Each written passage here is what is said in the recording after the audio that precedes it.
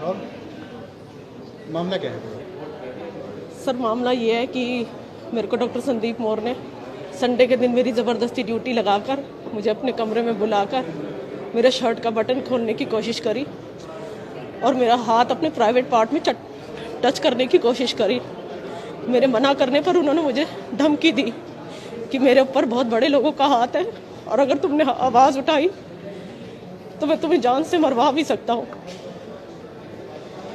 कौन है संदीप मौर्य और कौन सा हॉस्पिटल का मामला है? ये QRG सेंट्रल हॉस्पिटल है और संदीप मौर्य यहाँ पर यूनिट हेड है। वो जब से आए वो केवल मेरे साथ ही ये सब हरकतें नहीं करते, उनका ये सिलसिला 1 साल से चला आ रहा है।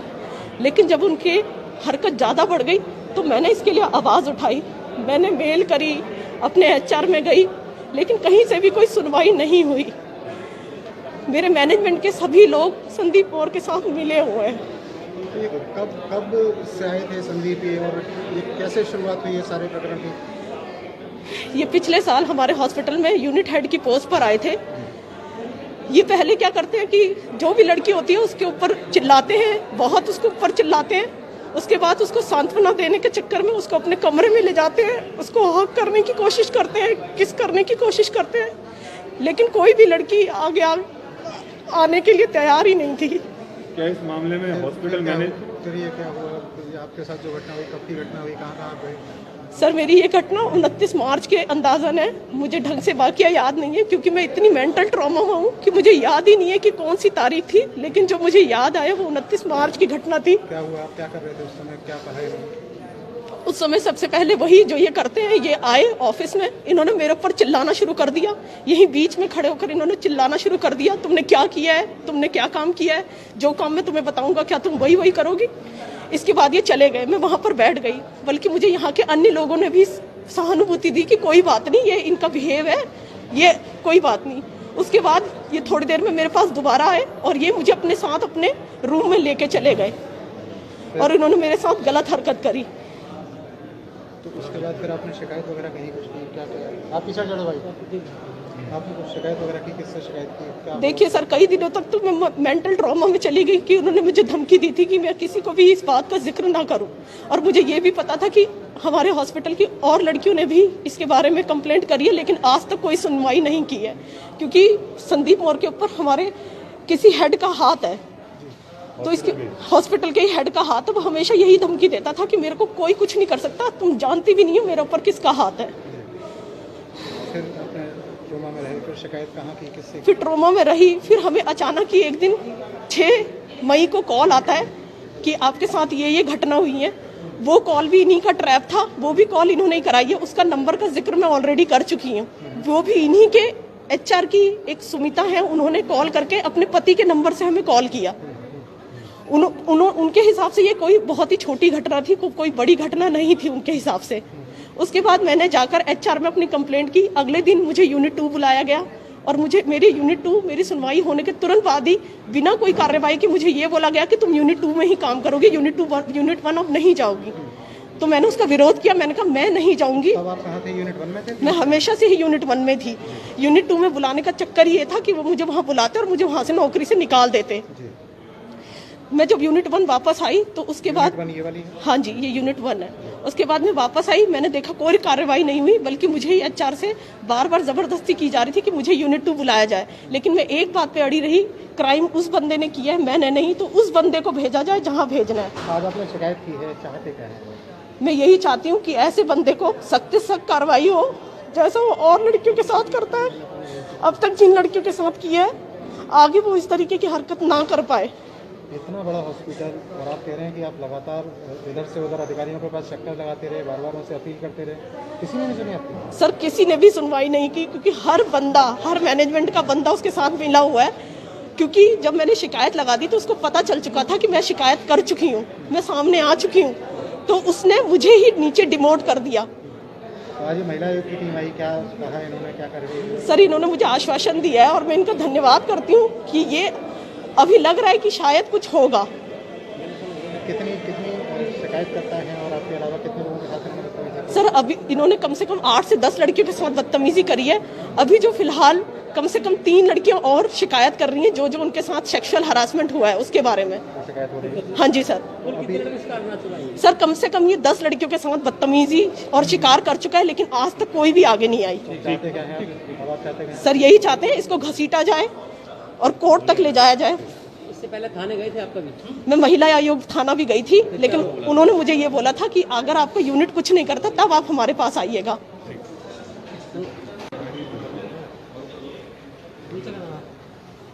मैडम आज क्यूआरजी हॉस्पिटल पहुंची है महिला आयोग की टीम, क्या है पूरा?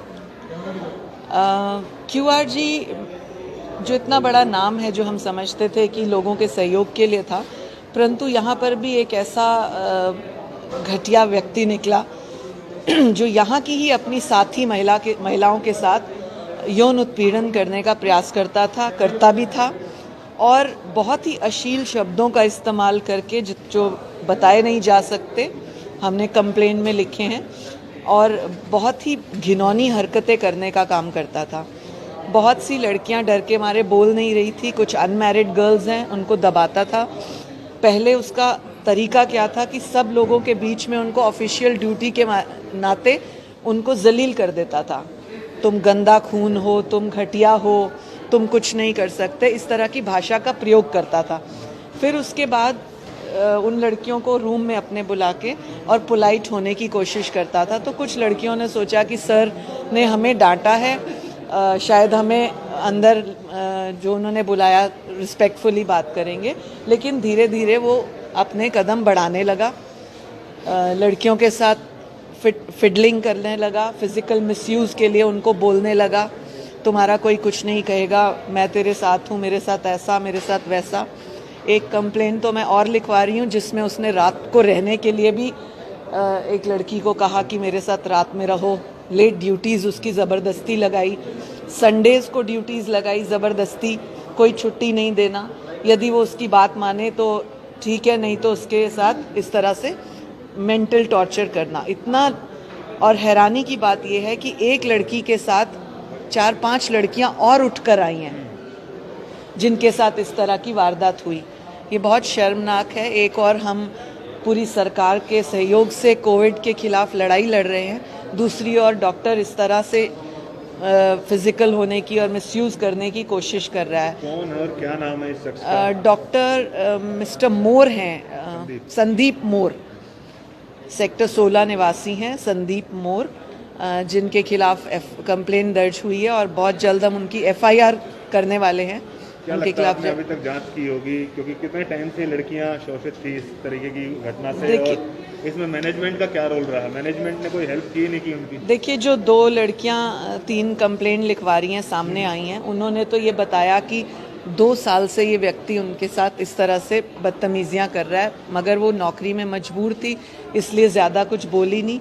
और उनमें से 1-2 लड़कियों ने हिम्मत करके कई बार मेल किया है जिसका रिकॉर्ड है, कई बार रिटन कंप्लेंट्स भी दी है जिसका रिकॉर्ड है, और उसके ऊपर कार्रवाई नहीं हुई।